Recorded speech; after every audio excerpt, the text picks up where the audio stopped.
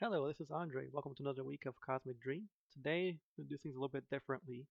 I spent the last couple of days migrating the project from Unreal 5.7 to Unreal 5.8, and I've done a few migrations for Cosmic Dream all the way back to when it was 5.4, and they all have their own different quirks and things you have to work through. But going from 5.7 to 5.8, there were quite a few more frustrations than usual, so I wanted to go through some of those and hopefully this can save you some time if you're trying to migrate your existing project from 5.7 to 5.8. There are three main items that I wanted to show how to resolve. One is related to networking, and then there was one related with PCG foliage, and then another one related to some actual crashes due to some of the changes in lighting.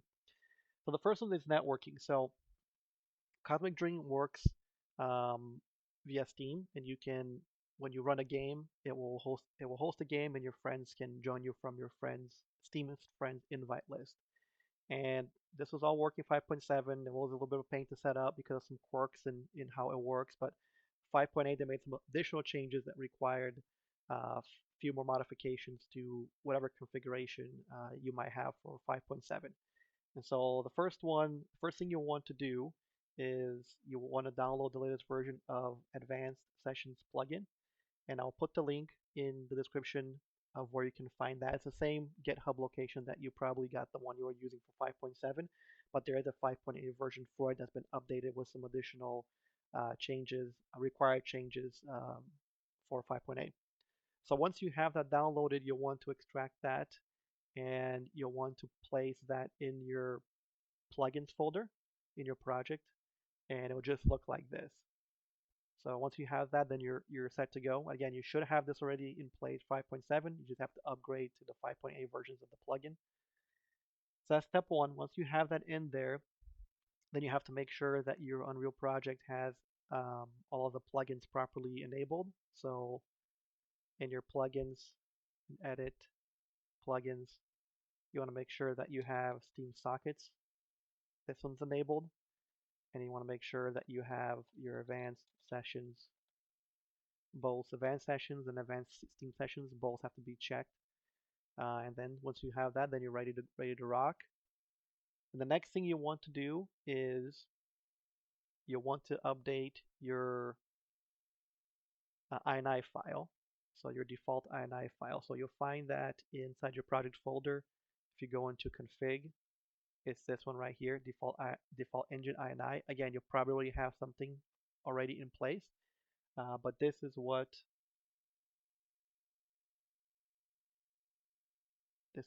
you'll want to make sure it's in there.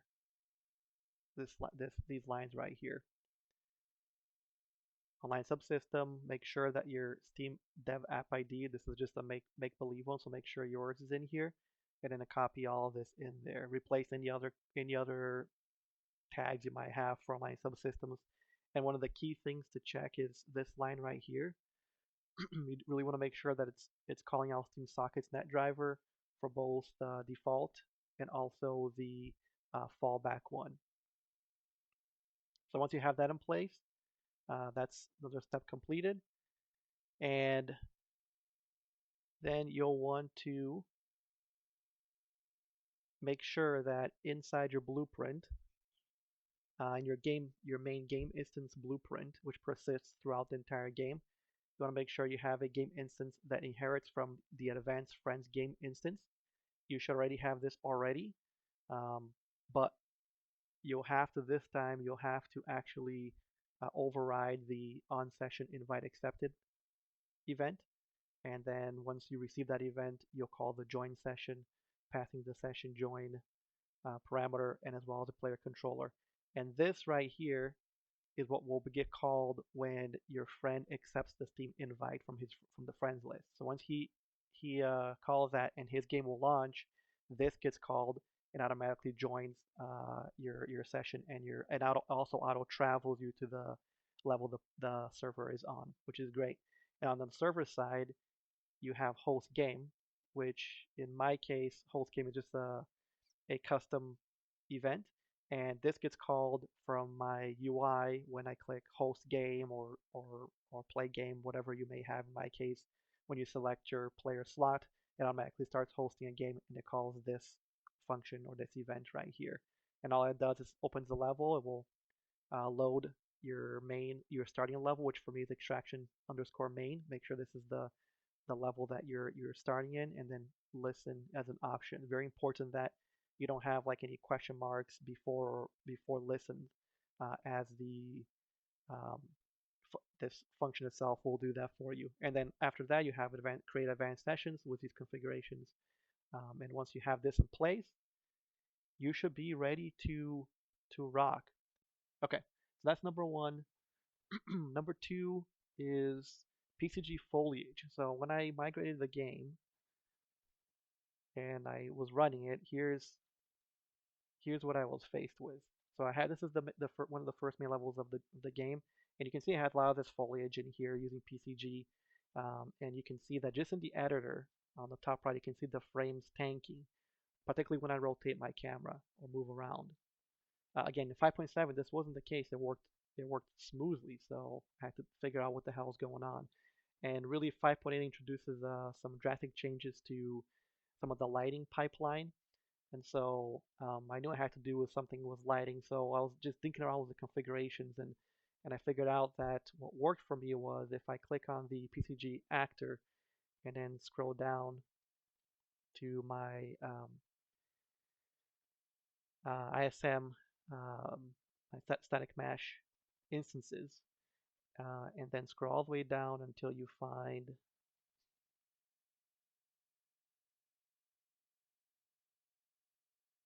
this here, affect dynamic indirect lighting and affect distance field lighting. And if you uncheck these,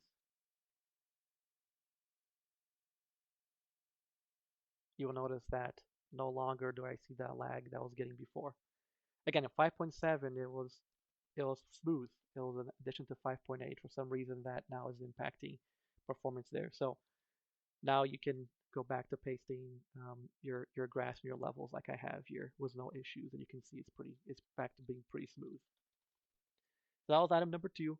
Item number three, probably the most frustrating one, is that in the editor, just by flying around and editing, it would crash actually quite a bit. And it took me a while till I was able to pinpoint and isolate what the issue was, but it had to do with translucent materials on either effects or static meshes. So, and I don't know exactly what about the translucent materials causing an issue, but it was causing it to crash both in editor and as well if you package the game and you were playing like I was playing with my brother doing some testing and it crashed and that never happened in 5.7.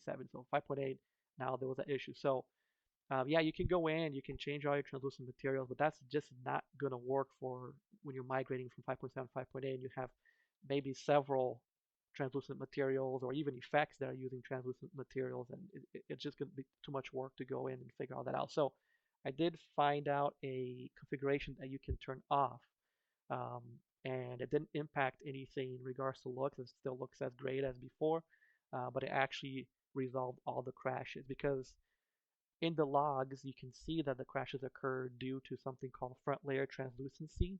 And so luckily there's a configuration in that you can just turn off and it turns that off and then it all works. So this is what I placed in my DefaultEngine.ini. You place this under system settings. Our Megalights front layer translucency enable for project equals 0. And that fixed the crash for me. And so you can check to make sure that you have it disabled by opening the console, copy and paste, and then you'll say, let's see, set to false.